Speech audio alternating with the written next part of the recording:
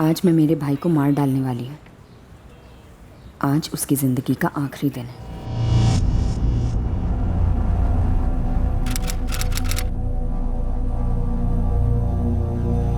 मौसी, ये आधा वाटा दो।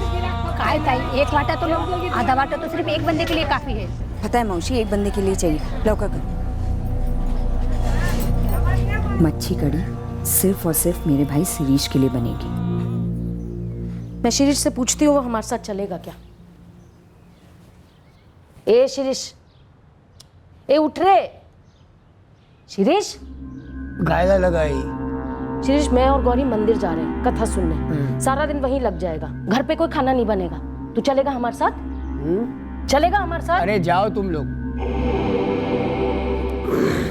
तैयारी सुन, मेरे लिए मच्छी कड़ी चावल बना के जा। अभी बाहर जा रहा हूँ, लौट के खा लूंगा। पर अभी कौन बनाने बैठेगा? कथा के लिए भी देर हो रही है। मैं बोला ना बना के जा। मेरे को आज मच्छी कड़ी खाने का मन है और ये कथा वथा होती रहती है। अरे पर 7:30 बज गया है। हाँ वो भी रोज बजते हैं। चल जल्दी बना, मेरे को मच्छी कड़ी खाने का मन है। गौरी, ये मच्छी कड़ी की जिद कर रहा है। तू फटाफट जाओ, थोड़ी सी मच्छी ला दे मुझे। आई तू मंदिर जा, मैं जल्दी से मच्छी कड़ी और चावल बना कर आती हूँ। नको ना, मैं बना लूंगी उसके लिए। तू बस मच्छी ला दे मुझे। आई मैं जा रही हूँ, तो एक काम कर, चावल चढ़ा दे। मैं जल्दी से मच्छी कड़ी बनाकर मंदिर आती हूँ।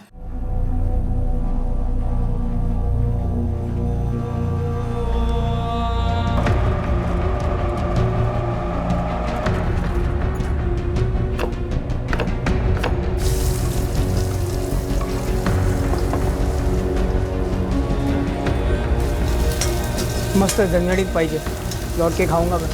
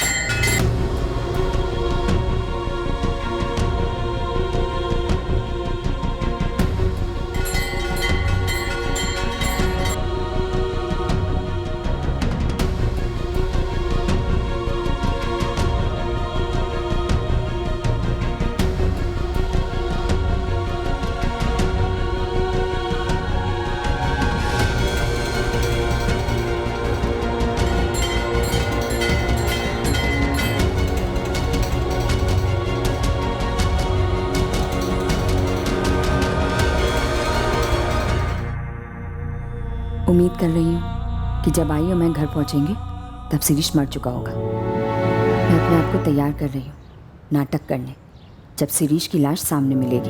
मैं सोच रही थी कि तू मेरे साथ चले, और अच्छा हो ना तू चली गई मेरे साथ। अगर कोई सवाल पूछे गए मुझसे तो मैं उनके जवाबों को तैयार कर रही हूँ। उनके साथ है नहीं कोई।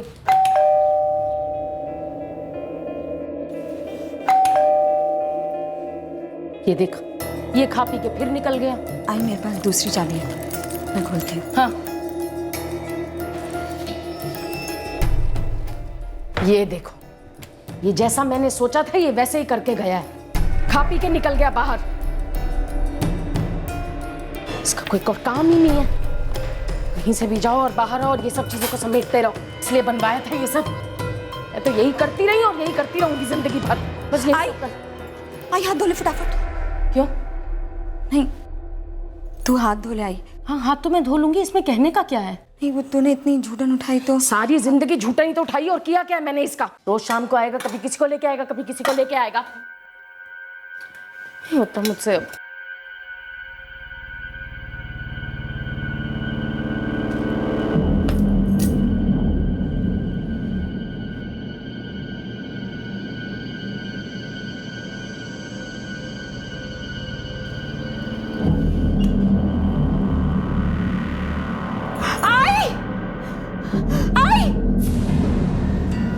क्या हुआ गौरी?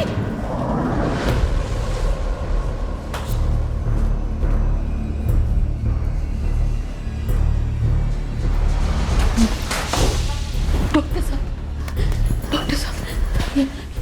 सॉरी, पेशेंट के यहाँ आने से पहले ही मौत हो चुकी थी। मौत ऐसे कैसे मर सकता है मेरा बेटा? सॉरी, पर वो मर चुका है। लेकिन डॉक्टर, जब हम उसे यहाँ लाए थे तभी तो उसकी सांसें चल रही थी। जब मेरी टेबल पर लाया गया उसकी डेथ हो चुकी थी। डेड ऑन अराइवल डिक्लेयर किया है हमने। पुलिस को इन्फॉर्म करना होगा। जी हाँ, ये मौत संदेहजनक है और हमें भी इस मौत का कारण नहीं मालूम। ये केस पुलिस हैंडल करेगी और पोस्टमार्टम होगा। यहाँ मुंह खोल के पड़ा हुआ था शिरीष। बाहर वाले रूम में साथ देसी शराब की बोतलें पड़ी हुई। वो दारू पीने बैठा था। पता नहीं सर, मैं और आई तो मंदिर गए थे। जब लौट कर आए तो उसे ऐसी हालत में पाया। गौरी, तुम्हारा भाई अकेले तो 7 बोतलें नहीं पी सकता।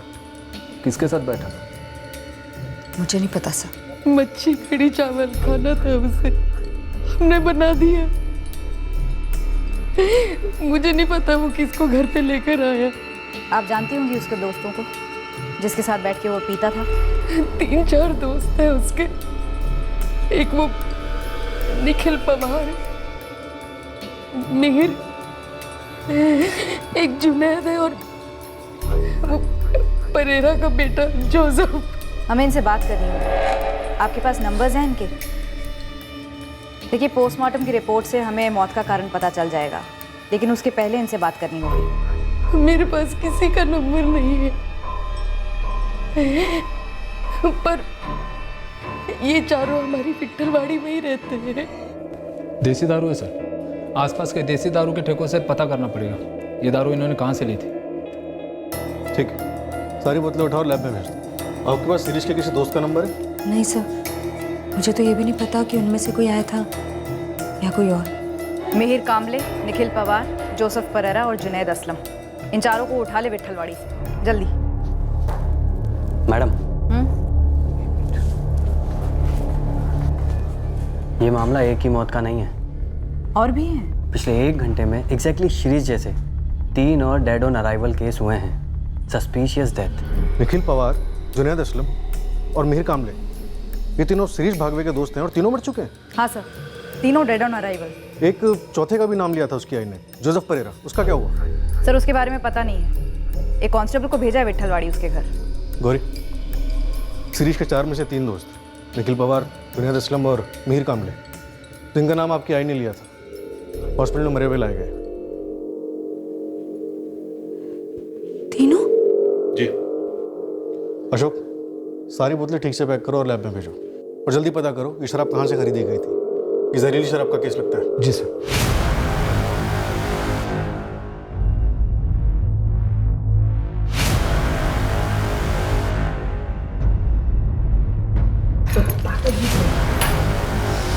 फिश का बास कमाल। चल चल चल जल्दी चटाई ले।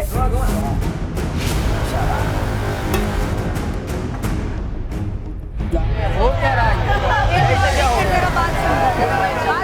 बात सुनिए, एक सेकंड पहले मेरी बात सुनिए। शांत हो जाइए, शांत हो जाइए, मेरी बात सुनिए, शांत हो जाइए। आप बोलिए क्या? आप बोलिए। पी के आया था पता नहीं कहाँ से। उसके बाद में घर में घुसा, 2 मिनट के लिए बैठा और गिर गया। मुझे लगता है आपका बेटा जुनैद, आपका बेटा मिहिर और आपका बेटा निखिल, ये तीनों शिरीष भागवे के घर उसके साथ बैठकर दारू पी रहे थे। जब शिरीष को अस्पताल लाया गया तब वो भी मरा हुआ था। लेकिन मैडम, ये 4 के 4 लड़के मर कैसे गए? तहकीकात चालू है।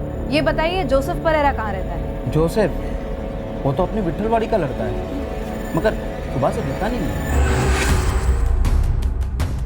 विट्ठलवाड़ी और उसके आसपास की शराब की दुकानों पर तफ्तीश करने के बाद हमें पता चला कि शिरीष और उसके दोस्तों ने वो शराब रमाकांत साकोलकर के ठेके से खरीदी। अशोक, सारी बोतलें सील करो और गाड़ी में डालो। एक भी बोतल छूटनी नहीं चाहिए। हुआ क्या साहब? बात क्या है? अचानक ये धाड़। शिरीष भागवे, मीर कामले, जुनैद असलम और निखिल पवार, ये चारों आज तेरे यहाँ से दारू ले गए थे। हाँ साहब, ये तो मेरे बंधे हुए ग्राहक हैं। छूट गए, चारों आज इस दुनिया से छूट गए। आइला, कैसे साहब? कैसे?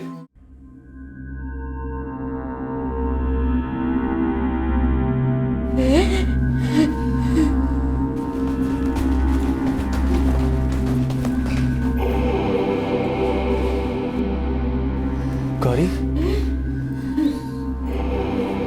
ये सब कैसे?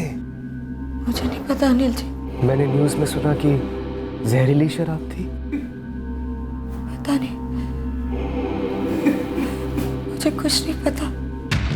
वसई शहराच्या 12 लाख रहिवाशांना आज सकाळी जबरदस्त धक्का बसला आहे। त्यांना ही बातमी मिळाली आहे की 4 तरुण विषारी दारूचे शिकार झाले आहेत। पोलिसांनी देशी दारूच्या दुकानावर छापा मारून दुकान सील केलं आहे आणि दुकानाच्या मालकाला अटक करण्यात आली आहे। मृतकाचे नातेवाईक दुःखात कोसळलेले आहेत आणि संबंधित शहरात देशी दारू बंदीची मागणी होत आहे। ठार झालेले 4ही तरुण 25 वर्षाच्या खालती होते, त्यातला एक तरुण फक्त 19 वर्षाचा होता।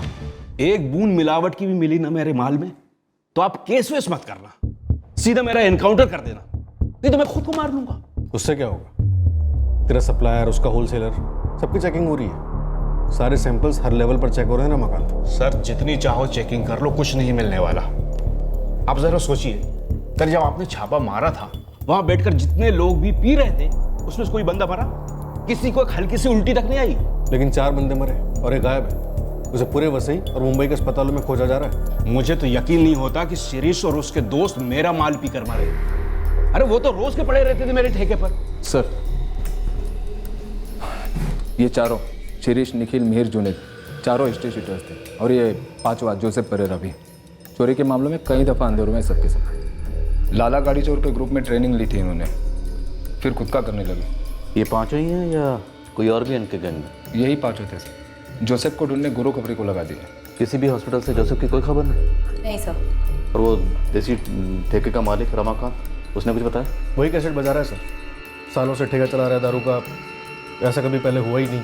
कह रहा है उसकी शराब में मिलावट हो ही नहीं सकती। वैसे उसकी ठेके की और उसके सप्लायर्स की सारी शराब की बोतलें FSL भेज दी गई हैं टेस्टिंग के लिए। सर, जिसने भी रमाकांत के ठेके पर शराब पी, उनमें से एक भी बंदा बीमार नहीं है। ये चारों जब कल दोपहर को शिरीष के घर पर दारू पी रहे थे, जोसेफ नहीं था वहाँ पे? वो पता नहीं है सर, अभी तक उसके बारे में कोई खबर मिली नहीं है हमें, और ये चारों तो है नहीं बताने के लिए। तो अगर जोसेफ को अभी तक कुछ नहीं हुआ तो कहीं ऐसा तो नहीं कि उसी ने इन चारों की शराब में जहर मिला दिया हो और उसके बाद फरार हो गया? शिरीष की माँ और बहन को बोला, उन्हीं से पूछते हैं कि क्या उसकी शिरीष के साथ कुछ अनबन थी। शिरीष की माँ अभी इस हालत में नहीं है कि कुछ ठीक ठीक बता सके। उसकी बहन से बात करने की कोशिश करते हैं।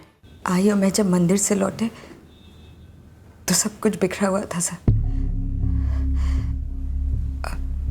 आई ने ही सारी प्लेट्स उठाई थी। अब वो 4 थी या शायद 5, याद नहीं। तुम्हारे भाई शिरीष का उसके दोस्तों में से किसी से झगड़ा था? कोई अनबन थी, स्पेशली वो जोसेफ से? नहीं मैडम, मुझे इसके बारे में कुछ नहीं पता। तुम जॉब करती हो? जी सर, हाई एक्सप्रेस कोरियर्स में। तुम्हारा भाई शिरीष और उसके चारों दोस्त निखिल, मिहिर, जुनैद और जोसेफ, चारों हिस्ट्री शीटर्स थे? जी सर। अरे ताहिर साहब, मेरी ताई को फ़ोन मारो ना, बुलाओ ना उसको यहाँ। अरे इतनी भी जल्दी क्या है? 2-3 दिन सड़ो यहाँ पे। मैं क्या बोलता है, नेक्स्ट टाइम से आपका कट अलग से रखूंगा, आई शपथ। एक नहीं 3-3 बाइक चुराए हैं उसने, तीनों जगह के CCTV में छपा है वो। बस ये आखिरी बार माफ कर दो, इसके बाद नहीं करेगा। ओ भागश्री भाई, ये कब तक ये माँ बेटी एक ही बात बोलेंगे, आगे से नहीं करेगा, आगे से नहीं करेगा? कब तक कमा कमा के उसके लिए जमानत करवाओगी? सर एक लास्ट चांस दे दो प्लीज। पिछली बार चांस देके मैंने गलती की थी, इस बार सीधा कंप्लेंट रजिस्टर हुआ है, मामला अब कोर्ट में सुलझेगा। तुम चाहो तो वहाँ अर्जी डाल सकती हो जमानत की, मैं कुछ नहीं कर सकता। जमानत की अर्जी डाल देना। गौरी ताई, मेरी भी अर्जी डाल देना ना। इसकी भी डाल दे। पैसे लगते हैं शिरीष, बिल की रकम के अलावा वकील की फीस, चाय पानी। तो सड़ता रहूँगा। इतने पैसे नहीं है शिरीष, मैं तुझे कितनी बार समझा चुकी हूँ, ये चोरी चकारी बंद करो, कोई ढंग ए देख चल लो कोई माला इकडे जल्दी पैसे के बंदोबस्त कर। वो अनिल है ना, उसे एडवांस ले ले, तेरे को तो मना भी नहीं करेगा। ऐसे कई बार उसकी जमानत कराई थी सर, भाई था, लेकिन उसके दोस्तों के साथ उसका क्या आंकड़ा था ये मुझे नहीं मालूम। मौत जहर से हुई है। अब जहर किस चीज में मिलाया गया था ये डिटेल पोस्टमार्टम रिपोर्ट से पता चलेगा। शराब में मिलावट थी ना? लग तो ऐसे ही रहा है, पर पक्का नहीं कह सकते। अच्छा एक बात बताओ, क्या किसी ने जानबूझकर जहर दिया हो सकता है किसी और तरीके से? सर मुझे नहीं पता। शिरीष का उस दिन मच्छी कड़ी खाने का मन कर रहा था। आई ने चावल बनाए और मंदिर चली गई। मैं बाजार से मच्छी लेकर आई, कड़ी बनाई और फिर मैं भी मंदिर चली गई। शाम तक हम दोनों मंदिर में ही थे। अब हमारे पीछे से घर पे शिरीष और उसके दोस्तों के बीच में क्या हुआ ये हमें नहीं पता सर।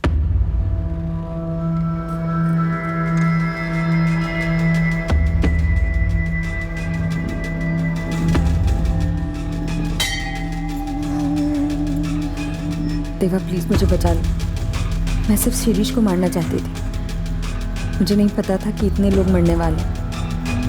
बचा लो मुझे भगवान।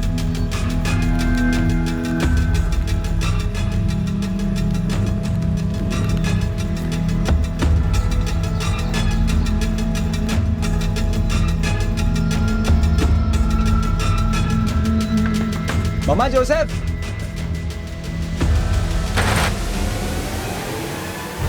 शिरीष, निखिल, जुनैद, मीर, चारों गए सर। सर कैसे? सर कैसे सर? मेरे को तो यकीन ही नहीं हो रहा। तू जिंदा है इसका हमें यकीन नहीं हो रहा जोसेफ, तो तू यकीन दिला। सर 22 जुलाई को मैं वसई में था ही नहीं, मैं पूना में था। देख जोसेफ, आज है 24। सच बोल 22 को क्या हुआ और 2 दिन पहले तू कहाँ गायब था? वरना 25 को तेरी लाश किसी गटर में पड़ी होगी। गॉड प्रॉमिस, मैं 22 तारीख को पूना निकल गया था और जाने से पहले मैं शिरीष और निखिल को मिल गया था। कितने बजे? 11:30 बजे मॉर्निंग में। तो शाम को जाना, अभी रुक जा हमारे साथ, दारू पीते। ताई ने मस्त मच्छी कड़ी बनाया चल।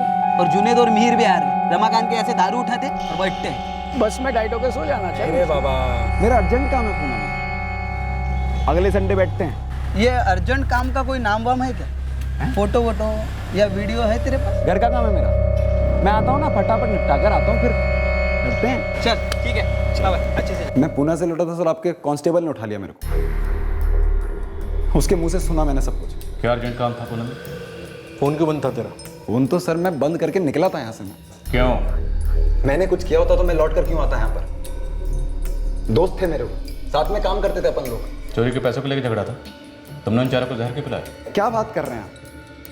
सब लोग बोल रहे हैं रमाकांत की दारू में मिलावट थी। वो तो फोरेंसिक लैब की रिपोर्ट बताती थी। तू ये बता, तू पुणे किस काम से गया था?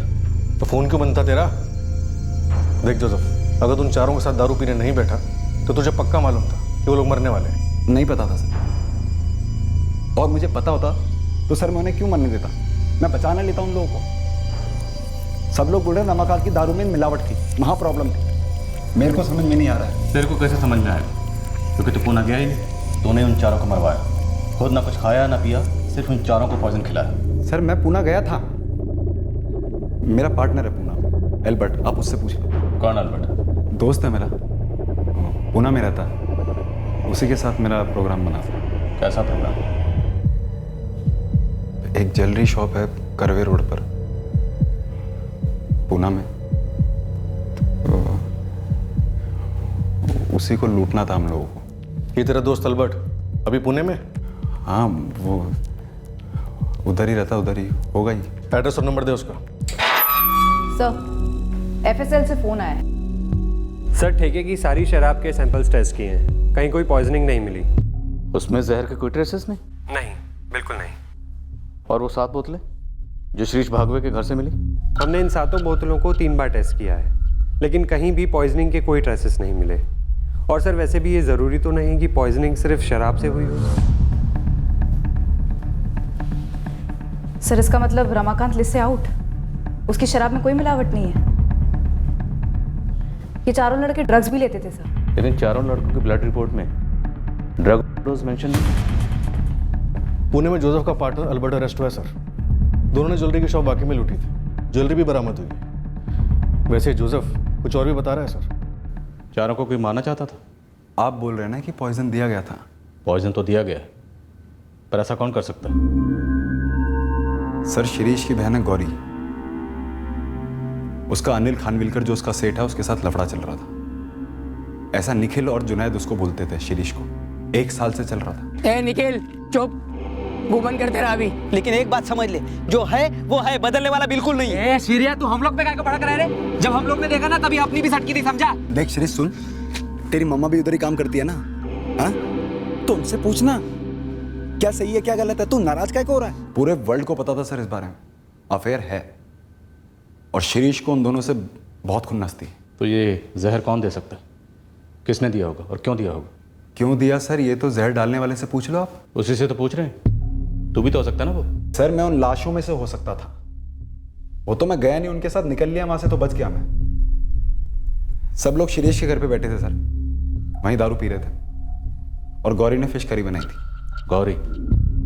तो क्या गौरी ने जहर डाला होगा? पता नहीं सर।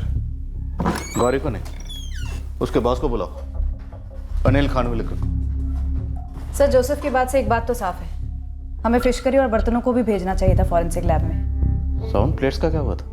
सर सारे धुल गए थे। अब तक हम सिर्फ शराब की बोतलों पे शक कर रहे थे और गौरी और उसकी माँ ने जो बयान दिया हमने उसी को सच माना। ये शराब की बोतलें और ठेके की शराब हम दोनों चेक कराएंगे। जी।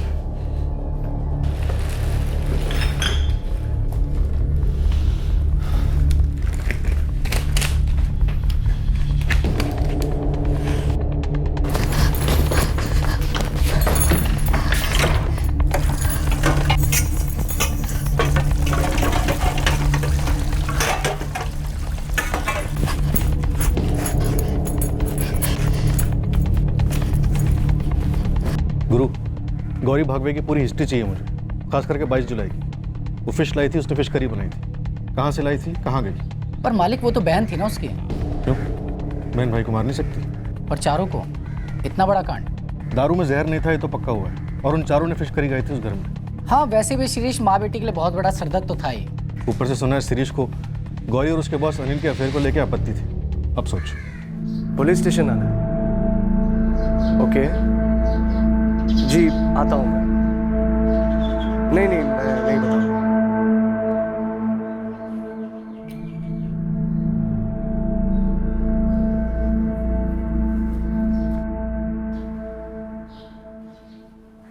अनिल, गौरी पिछले 4 साल से तुम्हारी कोरियर कंपनी में जॉब कर रही है? जी।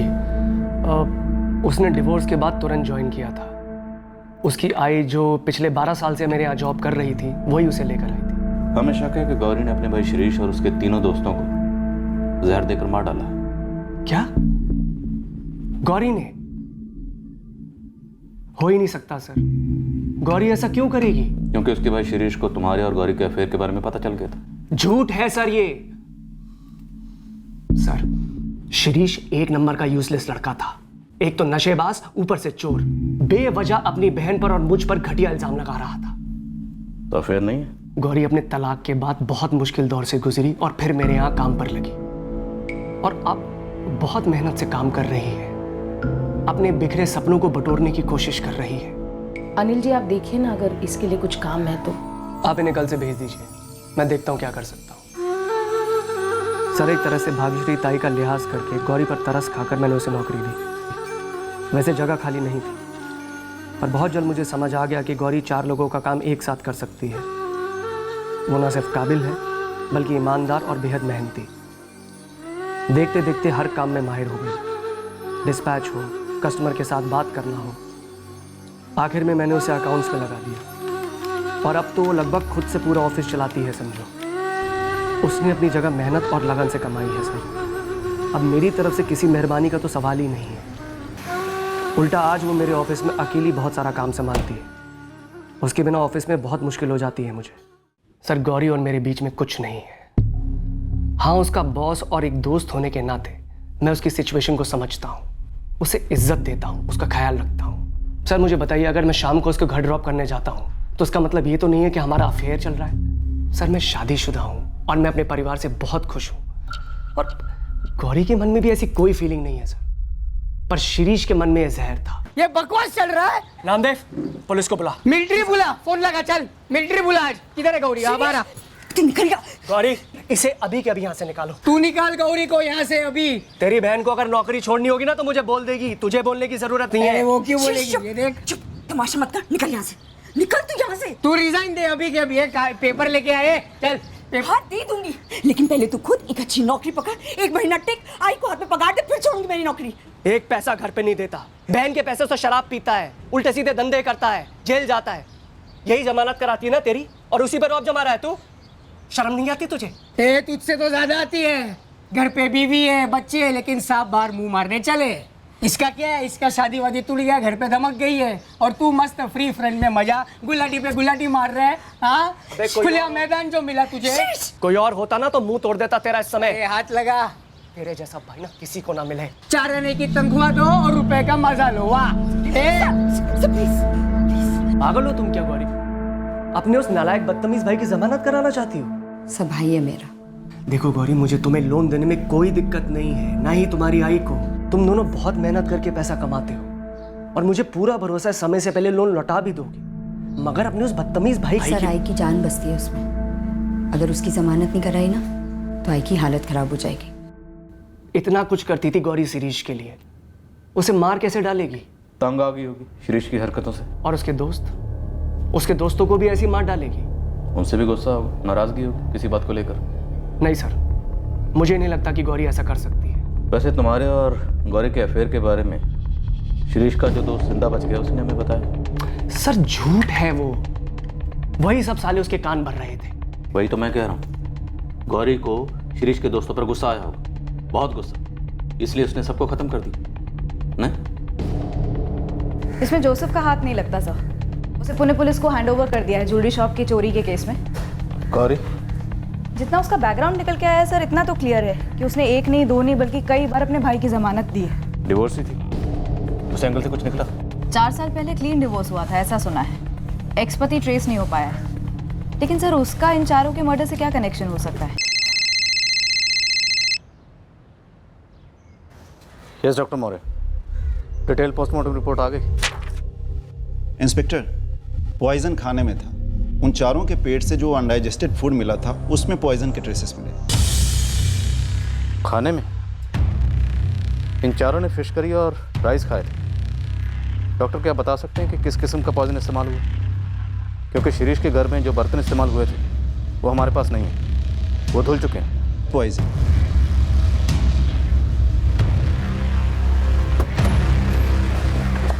सर, गुरु से बात हुई, कह रहा था 22 जुलाई की सुबह गौरी पहले मच्छी मार्केट गई, उसके बाद घर और फिर मंदिर, और फिर मंदिर से वापस घर अपनी माँ के साथ लौटी। गौरी के फोन रिकॉर्ड्स इस मूवमेंट से मैच करते हैं सर। डॉक्टर मौर्य का कहना है कि खाने में जहर मिलाएगी, पॉइजन। अब या तो वो मच्छी करी में मिलाया गया होगा या फिर चावल में।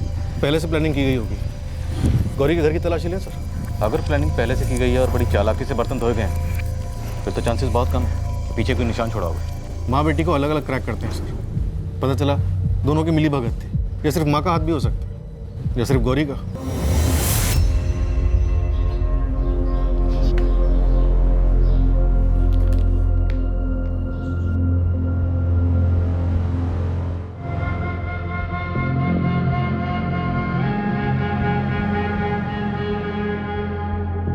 आई, पुलिस स्टेशन जाना है, पुलिस को कुछ बात करनी है।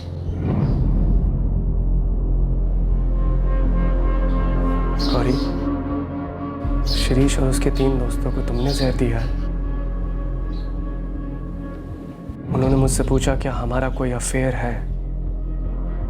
मैंने सच बता दिया, नहीं है। उन्होंने मुझसे पूछा क्या तुमने ये कांड किया है। मैंने बोल दिया मैं सोच भी नहीं सकता। गौरी अपने सगे भाई को कभी नहीं मार सकती। जहर कहाँ से खरीदा था? मैंने किसी के लिए कहीं से कोई भी जहर नहीं खरीदा था। जहर शराब में नहीं, घर के बने खाने में था, चावल में या मच्छी कड़ी में। भाग्यश्री जी, उन चारों ने वही खाया जो आप लोगों ने बनाया था। आप दोनों में से किसने जहर मिलाया था खाने में और क्यों?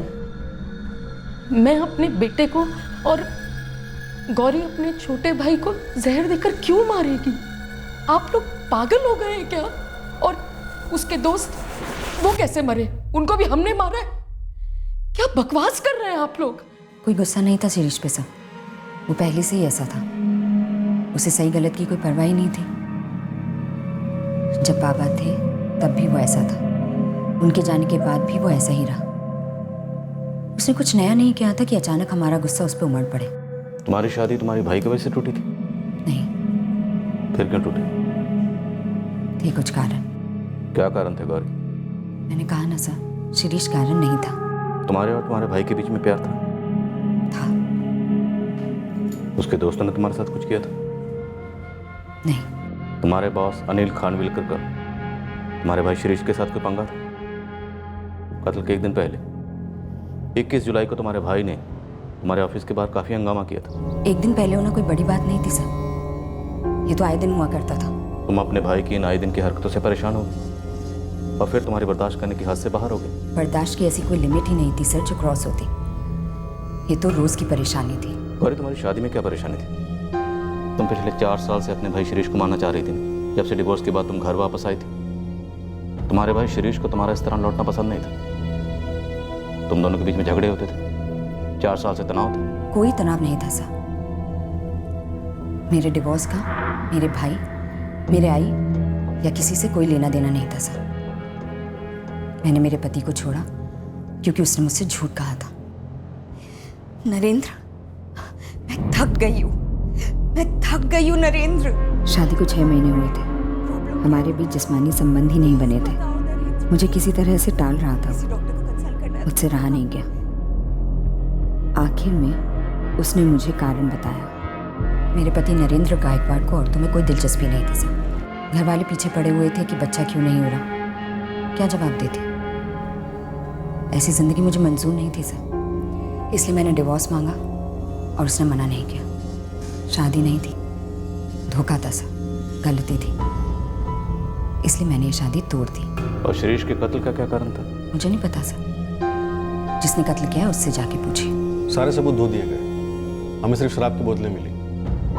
तो जब घर लौटे तो सबसे पहले गौरी ने बर्तन धो दिए, है ना? इसमें कुछ नया नहीं था। शिरीष के जूठे बर्तन धोना, उसका सारा काम करना, ये तो रोज का काम था। और मैंने बर्तन उठाकर सिंक में रखे थे। भाग्यश्री जी, सच बोल दीजिए, क्या आप भी इस कांड में शामिल थी? आपने चावल में जहर मिलाया या आपकी बेटी गौरी ने मच्छी कड़ी में, या दोनों की मिली भगत थी? आपने बड़ी शांति से शिरीष की लाश मिलने के बाद बर्तनों को सिंक में रखा, उन्हें धोया और उसके बाद अपने पड़ोसी विष्णु को बुलाया, राइट? नहीं, हमें तो ये पता ही नहीं था कि शिरीष घर पर है। हमें तो लगा कि उसने पिया होगा, खाया होगा, दोस्तों के साथ निकल गया होगा घूमने, सब फैला के जैसे वो हमेशा करता है। हमें तो ये भी नहीं पता था कि उसकी लाश पड़ी हुई है बाथरूम में, और मैंने ही रखे थे बर्तन सिंक में।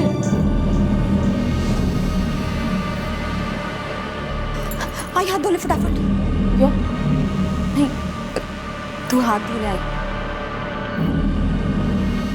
अब तो सच बोल ही दीजिए भाग्यश्री जी।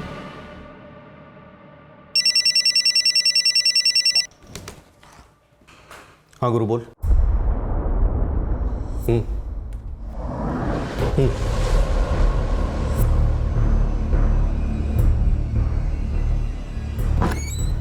सर,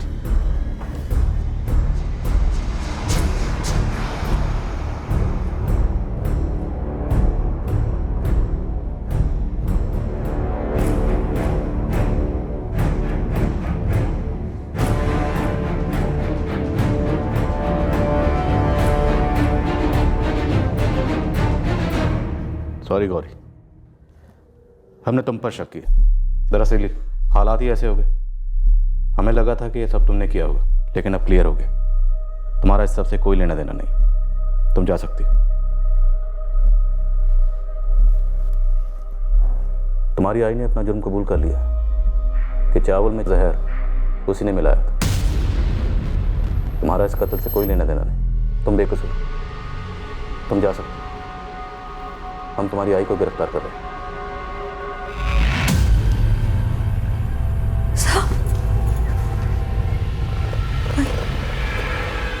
आई ने जहर नहीं मिलाया सर। हम जानते हैं तुम्हारी आई ने जहर नहीं मिलाया। आई ने नहीं मिलाया। तुमने मिलाया? हाँ, मैंने मिलाया मच्छी कड़ी। आई सिर्फ मुझे बचाने की कोशिश कर रही। मैंने तुमसे झूठ कहा। तुम्हारी आई ने हमसे कुछ नहीं कहा। उसने कोई जुर्म कबूल नहीं किया। वो सब मैंने तुम्हें ऐसे ही कहा, लेकिन शायद तुम्हारी आई जान गई कि ये सब तुमने ने किया। एहसास हो गया उसे। गौरी को उसे मारने की क्या जरूरत थी? मैंने माना वो हमें बहुत तकलीफ देता था, पर था तो हमारा अपना ही ना। गौरी बोली नहीं है कि उसने क्यों मारा शिरीष को या उसके दोस्तों को, लेकिन हमें सबूत मिले हैं कि उसने ये दवाई खरीदी थी। 22 जुलाई की सुबह पहले तुमने मच्छी खरीदी और फिर नाला सोपारा में रमेश खत्री की दुकान से जहर खरीदा। खत्री, ध्यान से देख। इनमें से कोई आया था 22 जुलाई को?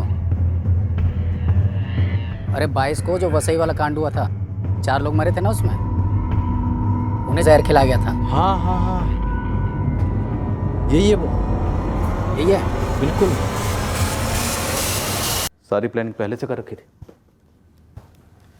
और 22 जुलाई की सुबह से अंजाम दिया। उसी रोज उसे मारने का सोचा जब उसने मच्छी कड़ी की मांग की। उस सुबह ऐसा क्या हुआ था और तुम उसके दोस्तों को मारना चाहती थी? मैंने सिर्फ आधा वट्टा मछली ली थी, सिर्फ शिरीष के लिए मच्छी कड़ी बनाई थी। जहर भी सिर्फ उसी के लिए डाला था। मुझे बिल्कुल आइडिया नहीं था कि उसके दोस्त भी खाएंगे खाना। मैं सिर्फ शिरीष को मरा देखना चाहती थी। क्योंकि वो क्रिमिनल था। लेकिन तुम तो बचपन से बर्दाश्त करती आई थी। फिर उस सुबह ऐसा क्या हुआ था जो तुमने उसको मारने के लिए सोचा?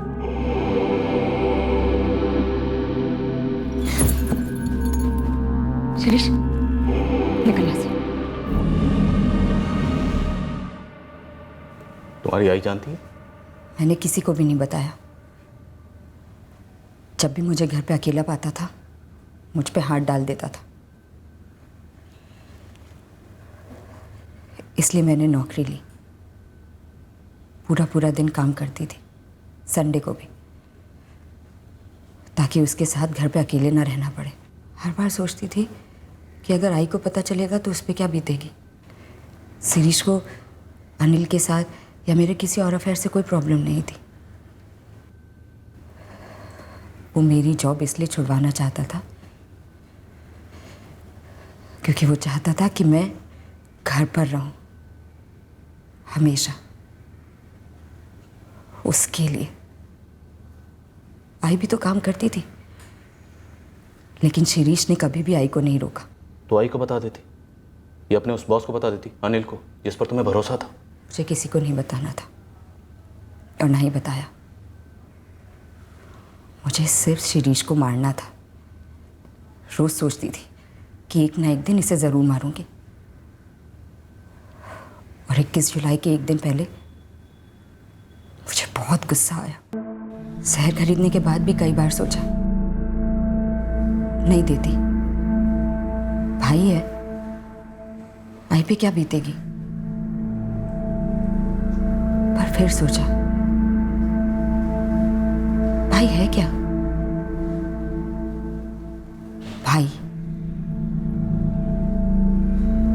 भाई क्या होता है और ये क्या है? बहुत दुख है मुझे सर कि ये तीनों भी मारे गए। मैंने सिर्फ शिरीष के लिए मच्छी कड़ी बनाई थी। मैं सिर्फ उसे मारना चाहती थी। पर तुमने ऐसे कैसे सोच लिया कि तुम बच जाओगे? बात दब जाती, तहकीकात नहीं होती। इतना सोचा ही नहीं था मैंने सर। मुझे लगा सबको लगेगा कि सुसाइड कर लिया होगा उसने, पर इतने लोग मारे जाएंगे ये मैंने कभी सपने में भी नहीं सोचा था। सर, एक रिक्वेस्ट है, आप आई या किसी को भी ये मत बताना कि मैंने इसे क्यों मारा। बस इतना बोल दीजिएगा कि जमानत करवाते करवाते मैं थक गई थी, इसलिए मार डाला। आई सच्चाई कभी बर्दाश्त नहीं कर पाएगी।